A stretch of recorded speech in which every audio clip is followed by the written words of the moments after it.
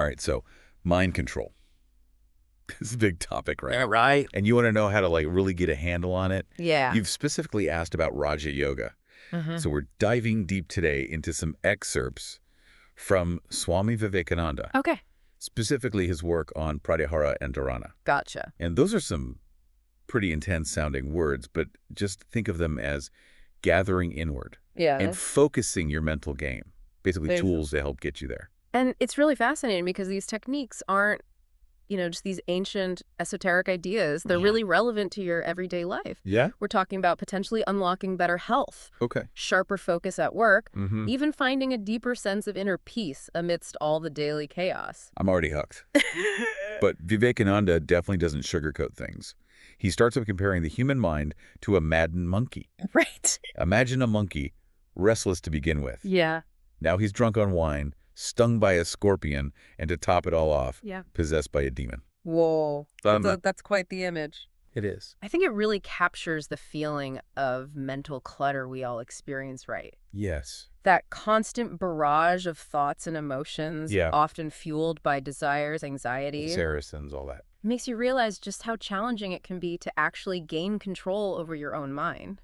So where do we even begin to tame this inner monkey business? That's the big question. Vivekananda introduces this concept of pratyahara, gathering inward. Yeah. And he even compares it to things like faith healing and hypnotism, Okay. which I gotta say piqued my curiosity. Well, those examples are definitely attention-grabbing. For sure. But it's important to understand the distinction that Vivekananda is making. Okay. While those phenomena illustrate the mind's potential to influence the body, even to the point of overriding pain, Yeah. they rely on external control. Oh, I see. And he cautions against surrendering our will to another, Well, really emphasizing that true mastery comes from self-control. so it's not about someone else fixing our minds for us. No. It's about taking charge of our own mental and emotional well-being. Exactly. And that's much more empowering. Absolutely. But how do we actually do this gathering inwards? Like, where do we even start? So Vivekananda lays out a very practical step-by-step approach. Okay, I like practical. Yeah, first stage is simply observation. Just observation. Yeah. Sit quietly and notice the activity of your mind without judgment. So we're not trying to stop those thoughts. We're not judging ourselves for having them. Nope. Just kind of watching them go by. Like a scientist observing an experiment. Right. You're becoming a curious observer of your own internal world, That's just... noticing patterns and tendencies Yeah. without getting swept away by them. Yeah. Over time, this consistent observation has a naturally calming effect. Makes sense. The mind, like that maddened monkey, starts to settle down. It's like anything else. Yeah. The more we understand it, the less intimidating it becomes. Absolutely. But I imagine it takes a lot of practice to get to that point of calmness. It's a practice, not a quick fix. Right. And it's not about suppressing thoughts entirely, but developing a greater awareness of them. Okay. This awareness gives you the ability to choose how you respond, Instead of just reacting. reacting on autopilot. Mm. And that leads us to the next stage, detachment. Detachment. Okay, let's unpack that. Okay, so think of it this way.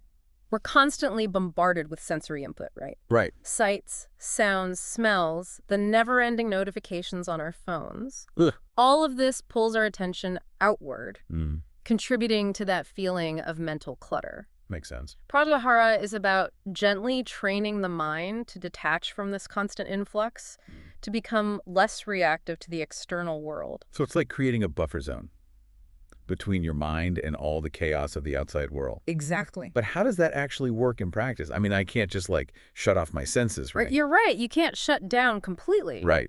But it is about shifting your focus. Okay. Imagine being in a crowded cafe, surrounded by chatter and noise. I've been there. With Pratyahara, you can choose to focus on the sensation of your breath, Okay. creating a sense of inner stillness amidst the external chaos. So you're not ignoring the sounds around you, Right. but you're not letting them control you. That's it. You're not allowing them to dictate your inner state. That's such a great example. Yeah. It makes Pratyahara feel much more accessible, Yeah. like something I could actually try. Absolutely. Not about escaping to a cave. Yeah. It's about finding that inner stillness wherever you are. Exactly. And as you practice this detachment, your mind naturally becomes less turbulent, Uh-huh. less like that maddened monkey. Less math. More like a clear, calm pool of water. And that's when you're really ready to dive into the next stage. Dharana. Okay, Dharana, focusing the mind. Hmm. This is where we really start to hone that laser-like focus, right? What's the idea? But what exactly are we focusing on? Vivekananda mentions things like the heart, a lotus, even light. Yeah. Those are pretty different things. And that's the beauty of it. The object of focus can be anything, as long as it helps you develop concentration and clarity. Yeah. It could be your breath, a mantra, a visual image, whatever resonates with you. Right. And this is where we start to see connections to modern practices like meditation and visualization. I'm starting to see how these ancient teachings really do have a lot to offer us in the modern world. They really do. But I have to ask, what's the point of all this focusing? What are the actual benefits of dharana? Well, imagine being able to sit down for a work project and truly concentrate, Oh, wouldn't that be nice? free from distractions. Yeah. Imagine being able to stay calm and composed in stressful situations. Instead of being ruled by anxiety. Exactly. These are just some of the potential benefits of dharana. So we're not just talking about feeling calmer. It's more than that. It's about actually improving your performance in different areas of your life. You got it. It's like taking all that mental energy that's usually scattered and directing it towards a specific goal. And Vivekananda points out some surprising benefits, too. Like what? He even suggests that consistent practice of dharana can improve your voice quality. Wait, really? How does that even work? Well, it highlights the mind-body connection. Okay. The idea that our mental state can have a profound impact on our physical well-being. That makes sense. Think about it. When you're stressed, your voice often becomes tense or shaky. Yeah. When you're calm and focused, your voice naturally becomes more resonant and clear. That's fascinating. It makes me want to dive even deeper into this whole dharana thing. So what's the next step? How do we actually go about practicing it? Well, there are many different techniques, Okay. and what works best can vary from person to person. Yeah. But before we get into the specifics, Hmm. it's important to remember that dharana, like any worthwhile practice, takes dedication and consistency. It's not about instant results. Right. It's about the gradual cultivation of mental focus and clarity. Sounds like building a muscle. Right. Exactly. You wouldn't expect to just walk into the gym and bench press 200 pounds on your first try. Right. It takes time. You have to start small, build up your strength gradually, Yeah, and stay committed to the process. absolutely. And Vivekananda doesn't just talk about mental techniques. Yeah. He emphasizes the importance of creating a lifestyle that supports this inner work. Okay, so we're talking about more than just sitting on a meditation cushion. More than that, yeah. What kind of lifestyle changes does he suggest? Well, he talks about finding solitude, limiting unnecessary speech and work, wow. even being mindful of what we eat. It's fascinating how he connects these seemingly mundane aspects of life to our inner state. It's all connected. But let's be real. In today's world, finding solitude can feel like an impossible feat. I know, right? We're constantly bombarded with information and stimulation. Absolutely. But that's where creativity comes in. Okay. You can find pockets of solitude even in the midst of chaos. I like that. It might be a few minutes of quiet contemplation in the morning. Yeah. A walk in nature? Or simply choosing to disconnect from technology for a while. Taking a digital detox. Exactly. It's about being intentional with your time and energy. Yes. Making choices that support your mental well-being rather than constantly reacting to external demands. I can see how that would make a huge difference. And you know, Vivekananda is pretty adamant about choosing your company wisely. Oh, really? He warns against associating with people whose ideas are disturbing or who pull you away from your goals. Makes sense. Think of it this way. Your mind is like a sponge, Oh, absorbing everyone's... absorbing the energy and ideas of those around you. So if you're constantly surrounded by negativity or drama, Yeah. it's bound to seep into your own mental space. It's like that saying, Yeah. you are the average of the 5 people you spend the most time with. Right, I heard that. So it's crucial to be mindful of the company you keep. Yeah. And this doesn't mean you need to become a hermit or cut off all social ties. Right. It's about being selective, prioritizing connections that uplift and inspire you. Makes total sense. If you want to cultivate inner peace and clarity, Yeah. it helps to surround yourself with people who embody those qualities. But what about those times when you can't choose your environment or the people you're with? Yeah. Like, what about a stressful work meeting or a chaotic family gathering? That's where the practices of Pratyahara and Dharana become even more valuable. Because, They give you the tools to create a sense of inner stillness regardless of what's happening around you. so even if you can't escape physically, Right. you can create that inner sanctuary. You got it. Remember that crowded cafe we talked about earlier? Yeah. Even in a situation where you can't control the external noise, you can still choose to focus on your breath, creating a sense of inner peace. Okay, so it's like having an inner volume knob Yes. that you can adjust depending on the situation. I love that. You can turn down the volume of external distractions and amplify the signal of your own inner peace. And as you practice these techniques, you'll find that they become more and more accessible. Even in those tough situations. Even in challenging situations, it's like developing a mental muscle that allows you to navigate the ups and downs of life with greater ease and grace. So it's not about becoming some emotionless robot No. who never feels stress or anxiety. Well, you're still human. It's about developing the inner strength and resilience to handle those emotions without being overwhelmed by them. Exactly. And this brings us to another important point that Vivekananda emphasizes. Okay, what's that? He cautions against getting caught up in intellectualization, in overanalyzing and dissecting every concept. Interesting. He says, give up all argumentation and other distractions. Is there anything in this dry intellectual jargon? It only throws the mind off its balance and disturbs it. So he's basically saying, stop overthinking it. Just do the practice. Precisely. Just do it. It's about moving from theory to experience, Okay, from the head to the heart.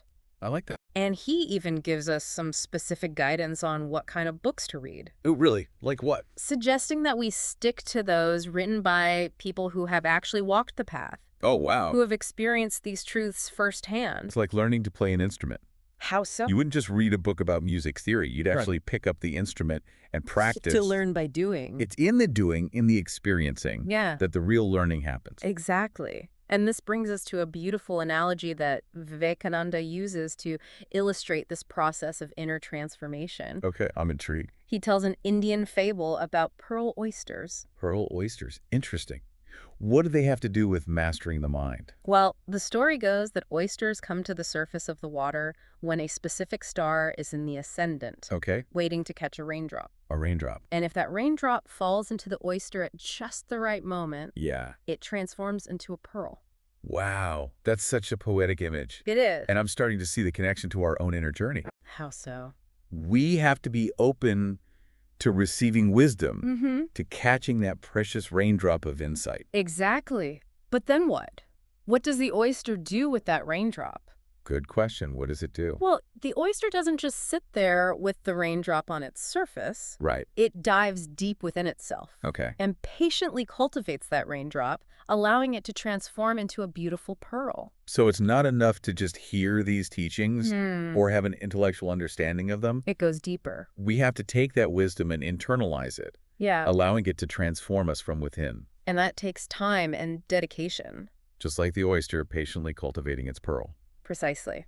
And just as the oyster protects its precious pearl from external distractions, Yeah. we need to create a safe and nurturing inner space Okay. where transformation can unfold. And that's why Vivekananda cautions against being a mind nibbler, right? That's right. Remind me, what's a mind nibbler again? A mind nibbler is someone who flits from one idea to the next, never fully committing to any one path. Okay. They might get a taste of different things, but never experience the depth and richness that comes from true immersion. They're like those people who sign up for 1,000,000 online courses Yeah. and never actually finish any of them. Exactly. They get excited about a new idea, dabble in it for a bit, and then Yes. they move on to the next shiny thing. That's the mind nibbler. And Vivekananda is very clear that kind of superficial dabbling won't lead to lasting transformation. So no more dabbling. He says, take up one idea, make that one idea your life.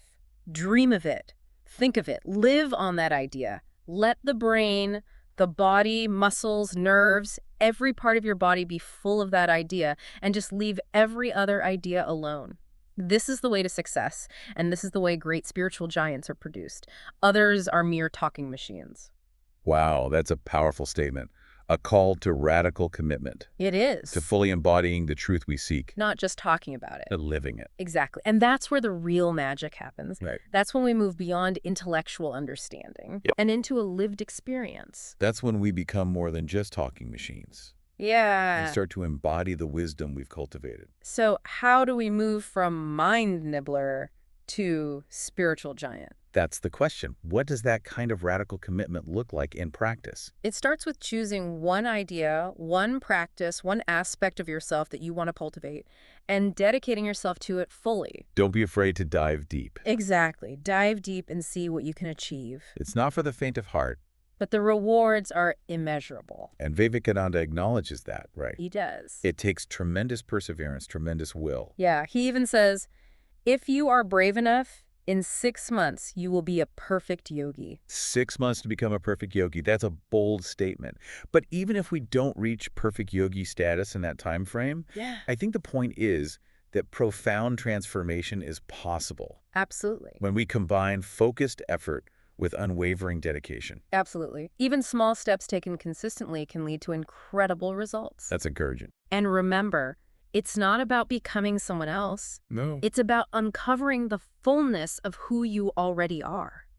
That's a pretty exciting prospect, isn't it? It is. To discover your own hidden potential, to Ah. become the best version of yourself. It's like embarking on an epic adventure, An inner adventure. but the destination is within. It really is a journey, isn't it? This whole exploration of mastering the mind. It is. And like any great adventure, you never know quite what you'll discover along the way. Exactly. That's part of the fun. But what I think is so intriguing about this is, it's not about seeking those external rewards or recognition. Right. It's not about like becoming some kind of superhuman yogi. Right. No bending spoons with your mind or anything. Exactly. It's not about gaining superpowers. It's something much deeper. Yeah, it's about cultivating that inner peace, that clarity, that freedom, Exactly. Becoming the master of your own internal world. which is arguably the most important kind of mastery there is. I would agree with that. And what's so powerful about what Vivekananda is saying is that this mastery doesn't just benefit you. Right.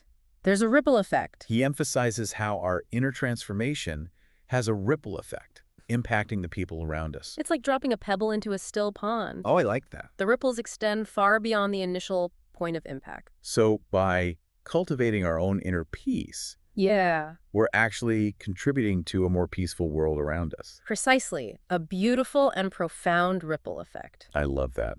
And that's why Vivekananda encourages us to, approach this practice with a spirit of selflessness. Okay. He says, if we really want to be blessed and make others blessed, we must go deeper. It's a beautiful reminder that true spiritual growth isn't selfish. Right. It's not about just you. It's about expanding our capacity for love and compassion, which naturally flows outward to touch the lives of others. And that's what makes this journey so meaningful, I do. It's not just about personal gain. Right. It's about contributing to a more harmonious and enlightened world. So, as we wrap up our deep dive into the world of Raja Yoga, Yeah? I'm left with a sense of both excitement and possibility. Me too. It's inspiring to realize that we have the power to shape our own minds, We do. We really to do. cultivate inner peace and clarity amidst all the chaos of modern life. Absolutely, amidst all the chaos. It's not easy, but it's possible. It is. And I think it's important to remember that this journey's ongoing. It is. There's no finish line,